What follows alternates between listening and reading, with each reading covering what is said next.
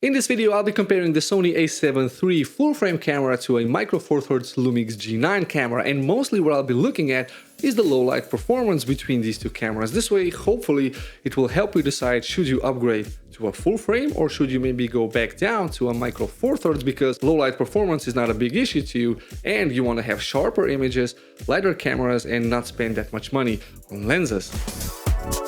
Now, I've been a Micro Four Thirds user for the past 3 years and I've gotten used to the LUMIX G9's low light performance, which means that I never push my ISO higher than 6400, because beyond that you just end up with night vision goggle images because the noise level is so high, and that's typical for crop sensors and especially smaller Micro Four Thirds sensors. But when I got my Sony A7iii 2 months ago, I was actually blown away with the low light performance. I mean, I can push my ISO to 12,000, even to 52,000 ISO, and I still get images that are way better than a LUMIX G9 at 6400. And yes, Sony cameras are renowned for low light performance, which means that it's really not a fair comparison. Now, I have to mention that I am comparing a flagship Micro Four Thirds camera, which the LUMIX G9 is, to kind of an entry-level full-frame camera, which the Sony A7iii is. Now, both of these cameras came out about the same time. I think it was 2017, 2016, not really sure. And in terms of megapixels, they're kind of similar. So the LUMIX G9 has 20.3 megapixels and the Sony A7iii is 24 megapixels. Now,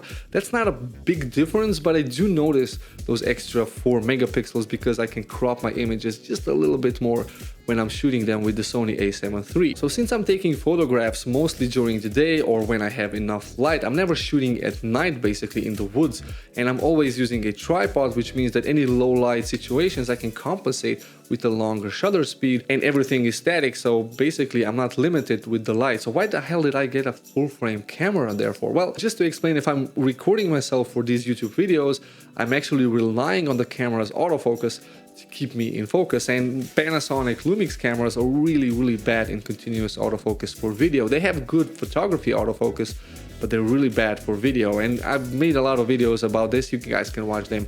I'll put links in the end of this video. You can click on that if you're interested. So having a Sony camera which has basically outstanding autofocus kind of solves this thing. Now let's take a look at a couple of low light photographs and a low light video clips and compare these two cameras together. So if you want to use one of these cameras for video, you will get an idea as to how that looks in low light as well as in photography. Now in both cameras I set my aperture and shutter speed manually and I let the camera choose the ISO. So ISO was set to auto on both cameras, and I was always exposing for the exposure value of 0, so the correct exposure value for photography. The exposure for video was a little bit different. Everything was still manual, ISO was auto, but I had to underexpose on my LUMIX G9 because I was shooting in Vlog L and I had to underexpose for 2/3 of a stop. This is typically a good exposure for Vlog L, and on the Sony I was overexposing by 1 2/3 of a stop because I was shooting with S-Log 3, and that is a good exposure for an S-Log 3. So those two exposures are different, but this is what you would typically use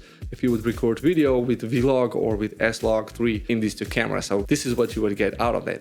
So what's the takeaway from this video? Well, if you're a Micro Four Thirds user and you're struggling with low light, hopefully in this video you got an answer as to what can you expect if you switch to a full frame system, especially to a full frame Sony system, which is the low light performing king. But if low light performance is not the issue for you and you're looking to buy a camera and you're not really sure, should you go with the Sony A7iii or should you go with the LUMIX G9?